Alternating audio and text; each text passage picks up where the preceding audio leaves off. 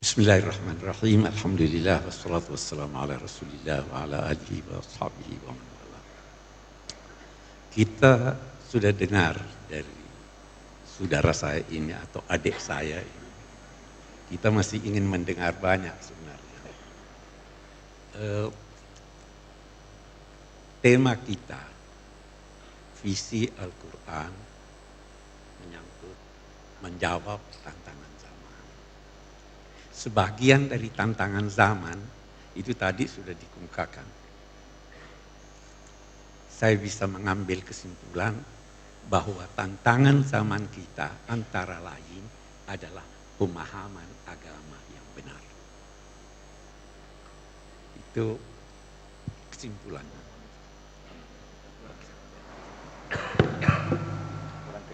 Kurang dekat. Oke. Jadi saya ulangi, saya mengambil kesimpulan dari apa yang dikemukakan oleh Gus Baha tadi, bahwa tantangan kita antara lain adalah pemahaman agama yang benar. Kita bisa lanjutkan ini dengan mengambil kesimpulan umum, nanti saya akan berusaha merincinya. Tantangan kita itu adalah zaman itu sendiri. Zaman mempunyai tantangannya. Karena zaman berubah. Perubahan zaman itu menuntut kita untuk menyesuaikan diri dengan perubahan, tetapi tidak keluar dari nilai-nilai ajaran agama. Ini yang sulit. Nah, mari kita lihat, kalau kita kembali ke Al-Quran, mari kita lihat pokoknya apa, nanti kita lihat ujungnya di mana. Ini mengundang kita untuk bertanya, kita ini diciptakan Tuhan untuk apa tuh? Kita dapat jawabannya dari Al-Quran, inni ja'ilun fil ardi khalifah. Khalifah itu adalah petugas, bisa kita katakan mandataris Tuhan, petugas yang ditugaskan Allah untuk mengelola bumi ini sesuai dengan nilai-nilai yang dikehendaki Allah. Nah, ini khaliqan fil ardi khalifah. Malaikat bertanya, ataj'alu fiha man yufsidu fiha wa yasfiku dima? Apa kamu akan menciptakan makhluk yang merusak di bumi? Tuhan tidak jawab pertanyaan malaikat itu dalam bentuk firman. Dijawabnya, apa katanya? Wa 'allama Adamal asma'a kullaha. Adam diajar Allah semua nama-nama. Kalau kita kembali ke ulama tafsir, itu banyak sekali. Saya ingin mengambil kesimpulan begini. Kita mahasiswa, kita belajar, kita dosen, kita bekerja. Ilmu yang paling perlu Anda ketahui adalah ilmu yang tidak menjadi baik tugas Anda kecuali mengetahuinya. Anda dosen bahasa Inggris, tidak menjadi baik pengajaran Anda kecuali kalau Anda paham benar bahasa Inggris. Anda tidak dituntut belajar bahasa Cina. Anda tidak dituntut belajar kedokteran. Tapi kalau Anda tugas dokter harus tahu semua apa yang berkaitan dengan kedokteran, paling tidak menyangkut spesialisasi Anda. Tidak usah belajar ilmu yang kalau Anda tidak tahu, tidak bertambah kebodohan Anda. Saya mengajar, katakanlah saya mengajar tafsir. Saya tidak tahu itu bagaimana memperbaiki mobil. Kalau saya tidak tahu, saya tidak tambah bodoh. Nah, jika demikian, apa yang diajarkan Tuhan pada Adam itu? Asma'a kullaha. Segala sesuatu yang berkaitan dengan kesejahteraan umat manusia di dunia ini dan berkaitan dengan pemeliharaan alam raya ini. Itu yang diajarkan. Ini nanti yang menjadi menurun. Diajarkannya itu dalam arti diberi potensi untuk itu. Kita harus kembangkan itu. Itu satu. Menarik kalau kita lihat lebih jauh. Itu kan Tuhan berkata, malaikat berkata apa? Kami bertasbih. Kata Syekh Muhammad Rashid Ridha, kalau malaikat ditugaskan di bumi ini, tidak akan terjadi perkembangan. Karena mereka tidak punya inisiatif. Kerjanya cuma zikir, zikir, zikir. Ada yang cuma duduk, duduk, duduk. Memang manusia ini bisa salah, bisa berdosa. Karena dia punya inisiatif. Kalau Anda tidak punya inisiatif, kalau Anda takut salah, tidak. Jangan khawatir salah. Nanti Adam kan disuruh masuk ke sorga. Dosa enggak? Dosa dia. Tapi sebelum dia minta maaf, Tuhan sudah maafkan dia. Fatalaqa Adamu min Rabbih kalimat fataba alaihi. Allah mengilhami dia kalimat-kalimat, lalu Allah kembali kepadanya. Jadi Allah lebih dulu kembali, tidak usah khawatir salah. Hanya diingatkan, kenapa sih Adam itu tergoda di sana? Allah sudah beritahu Adam, jangan sampai kamu tergoda oleh iblis. Menarik, ini lagi kita lihat. Waktu Tuhan berfirman pada Adam, la yukhrijannakuma minal jannati fatashqa. Jangan sampai setan ini, iblis ini menjadikan kamu keluar dari sorga sehingga engkau, wahai Adam, akan bersusah payah. Dia tidak berkata kamu berdua. Kenapa itu? Fatashqa, dia kata fatashqa ya. Karena suami berkewajiban memenuhi kebutuhan istrinya dalam 3 hal pokok. Apa itu? Sudah disebut kebutuhan pokok manusia. Innaka alla taju'a fiha wa la ta'ra wa la tazma'u fiha wa la tadha. Kamu di sorga tidak butuh pangan, tersedia. Tidak butuh minum, tersedia. Tidak butuh rumah tempat bergaul, sudah tersedia. Tidak butuh pakaian, sudah tersedia. Kenapa sih Adam disuruh ke sana dulu? Diberi pengalaman. Wujudkan dunia ini seperti bayang-bayang sorga. Damai, kebutuhan pokok tersedia. Jangan sampai tergoda iblis. Itu kan tantangan kita di sini. Sejak dini sudah dikatakan hati-hati. Adam tergelincir. Tahu penilaian Tuhan apa itu? Walaqad ahidna ila Adam fanasiya walam najid lahu azma. Ini jalan keluarnya. Anda bisa tertipu. Itu karena Anda lupa. Kenapa Anda lupa? Karena Anda tidak punya tekad. Sejak semula harus punya tekad. Itu sebabnya ada anjuran zikir. Itu ingat Tuhan. Ini kan yang terabaikan. Oke, kita lihat sekarang Adam melanggar. Tuhan ampuni dia sebelum dia disuruh turun. Jadi dia turun tidak dapat bawa dosa warisan. Waktu dia turun menarik lagi. Disuruh ihbitu minha jami'an fa imma ya'tiyannakum minni hudan faman tabi'a hudaya fala khaufun 'alaihim wala hum yahzanun. Turunlah kamu bertiga. Iblis, engkau wahai Adam dan istrimu. Kamu saling bermusuhan. Iblis itu musuh abadi. Tiada maaf baginya. Dan dia pandai menggoda Anda. Kenapa Adam tergoda? Penyakit manusia. Mau kekal. Sangka buruk pada Tuhan. Apa itu ayat? Hal adullu kala. Saya senangnya kalau sama Gus Baha ini Quran saya ini.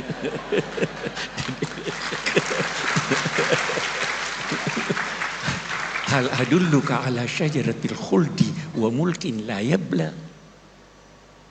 Mana hakuma rabbukuma antilkuma syajara illa an takuna malakai. Takuna minal khalidin. Itu setan menanamkan buruk sangka pada Tuhan.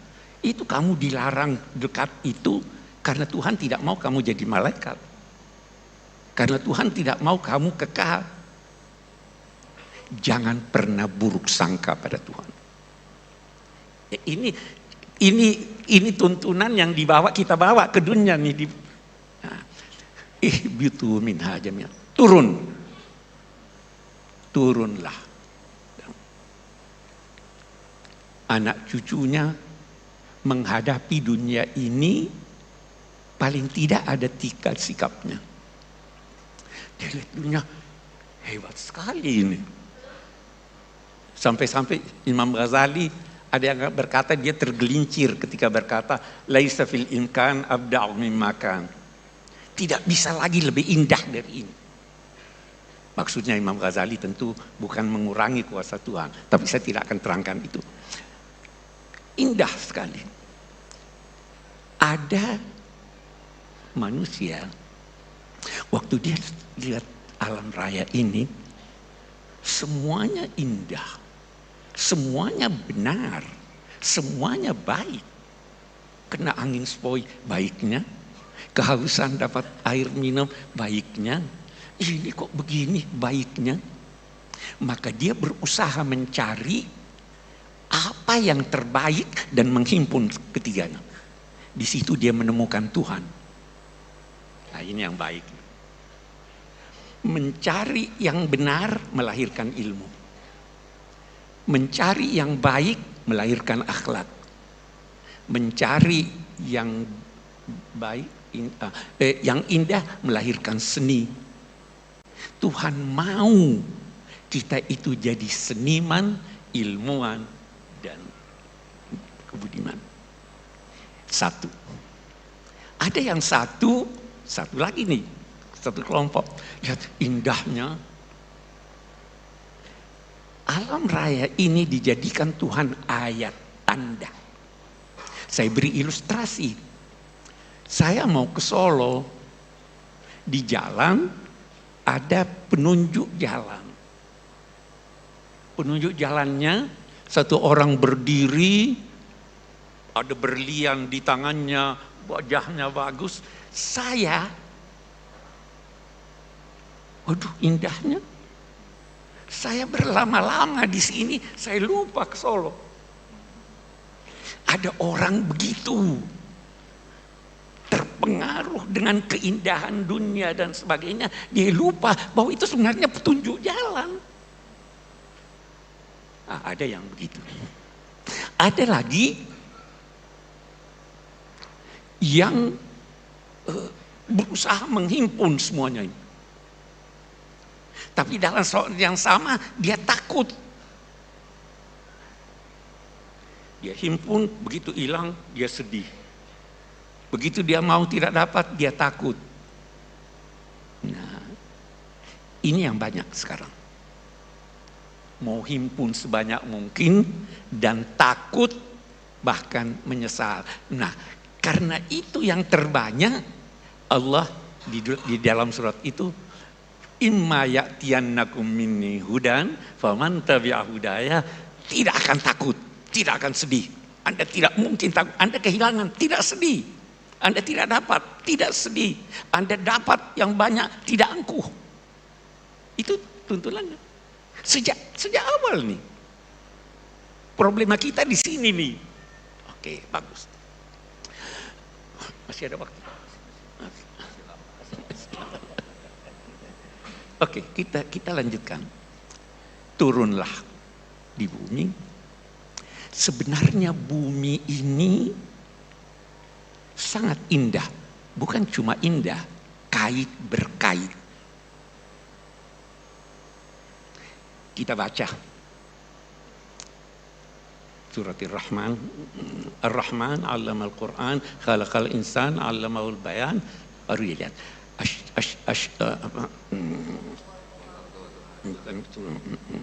Wan najmu wasyajaru yasjudan was samaa rafa'aha wa wala'al mizan alla tatghaw fil mizan. Kita lihat. Cobalah pandang bumi ini. Bagaimana dia kait berkait. Pohon yang memiliki batang berdampingan dengan rumput.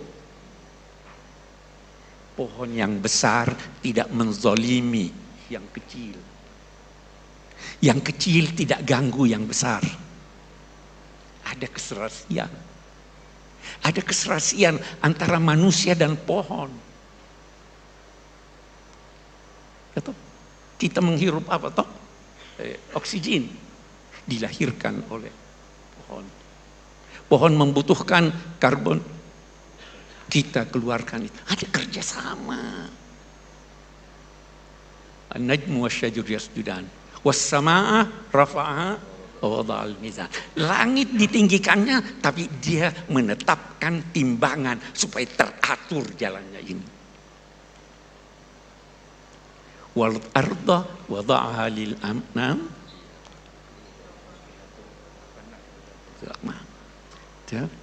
Untuk apa ya Allah itu semuanya?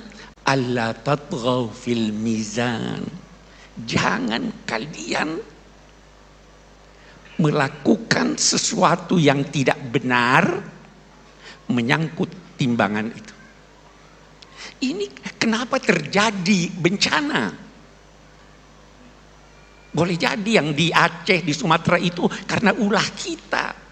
Al-Quran sudah menyatakan. Saya tidak mau menuduh, tapi boleh jadi.